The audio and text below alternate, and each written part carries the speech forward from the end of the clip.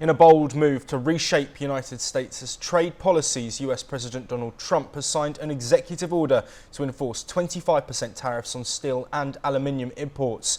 This will hit allies like Canada, the UK, EU nations, Japan and South Korea. The move, effective on March the 12th, 2025, aims to boost US industries, particularly steel.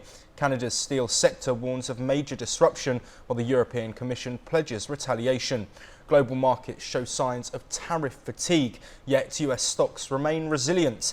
Meanwhile, Australian Prime Minister Anthony Albanese says an exemption is being considered for the nation, but Trump later stated there will be no exceptions, while still suggesting Australia's trade surplus could warrant special treatment.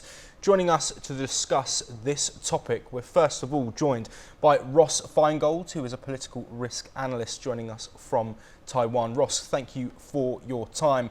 Trump has now signed this order, as we were expecting after his talks on Air Force One yesterday.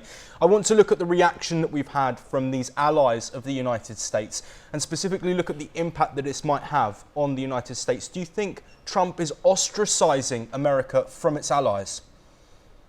No, I wouldn't describe it that way. I think the allies, and you mentioned countries like South Korea, Canada, and others, I think they were prepared for this. At least their governments were prepared, not necessarily the steel and aluminum industry.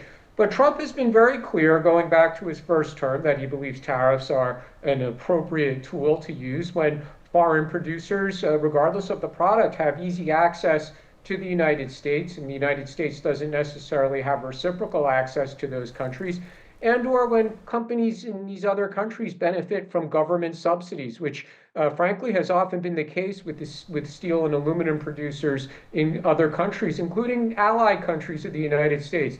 This is a long-running problem specific to the steel and aluminum industry, and frankly, it comes as no surprise whatsoever that Trump is using tariffs on these products. Ross, do you think Trump is waging a tariff war on other nations, using tariffs as a way of getting what he wants? We've seen it, of course, happen with immigration. He's made his policies and threatened tariffs against Mexico and also Canada, relating also to the transportation of drugs. But do you think this is Trump trying to say, I'm going to get what I want and I'm going to put these tariffs in place until I do so? Well, President Trump, during the campaign last year, said that tariffs are the most beautiful word in the dictionary. So we know how he feels about tariffs. He's made that quite clear by words as well as action. He thinks it's a very effective tool. And also keep in mind that for President Trump, probably the top foreign policy issue, whether with friendly or unfriendly countries, are the trade imbalances that U.S. has with many of these countries.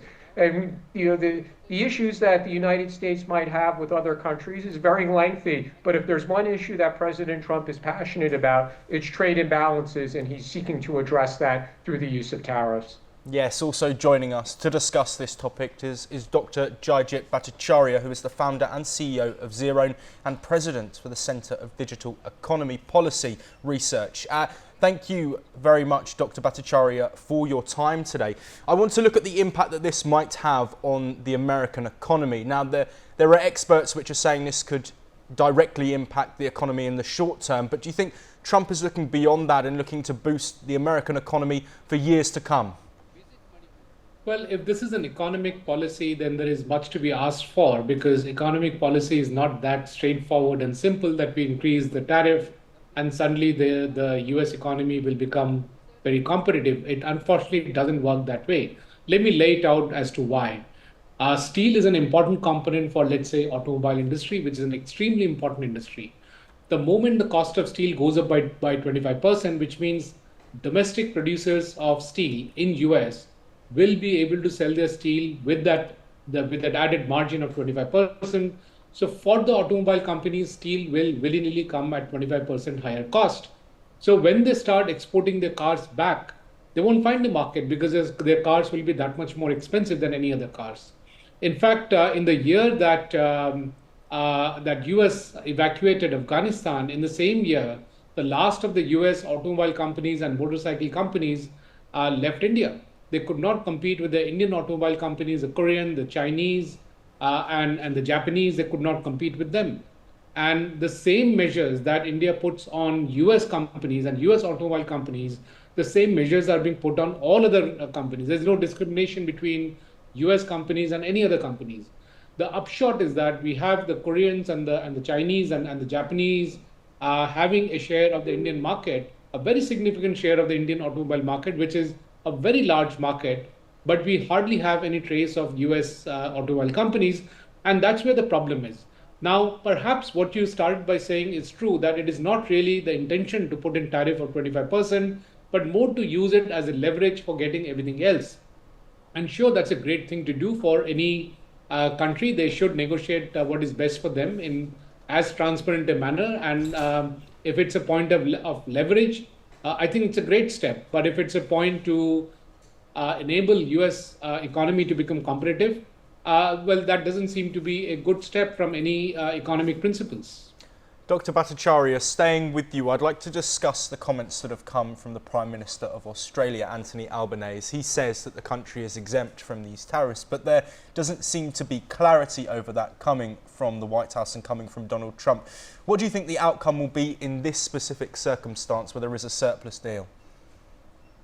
Well, it is basically, again, going back to what you said, that US does not differentiate between allies and adversaries when it comes to trade. And this is one great example.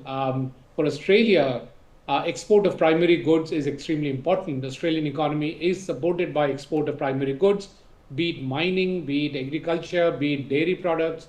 That's what Australia does. And US is a very large market for Australia.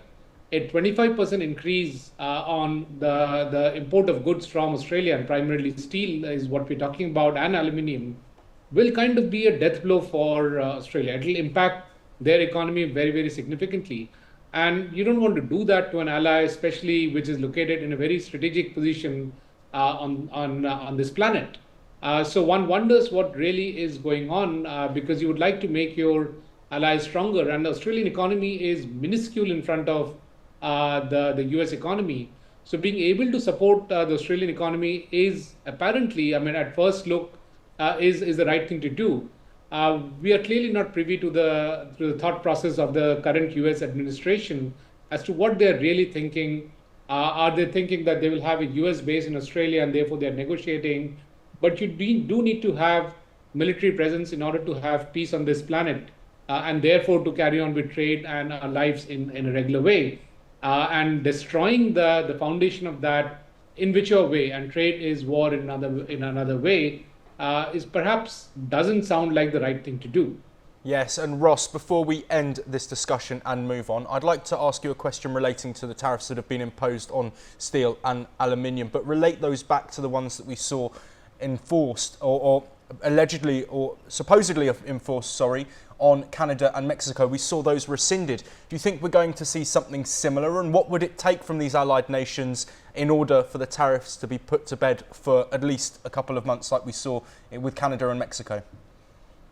Clearly, President Trump is willing to withhold the tariffs for a period of time with some of the trading partners, but they have to offer something. And typically what President Trump is looking for in this situation, he's looking for market access for US products. And President Trump needs to be convinced that those countries are offering the same access to their markets that the United States offers to manufacturers from those countries.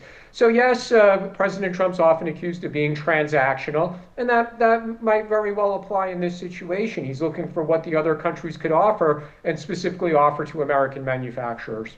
Ross Feingold, Dr. Bhattacharya, thank you both very much for your time.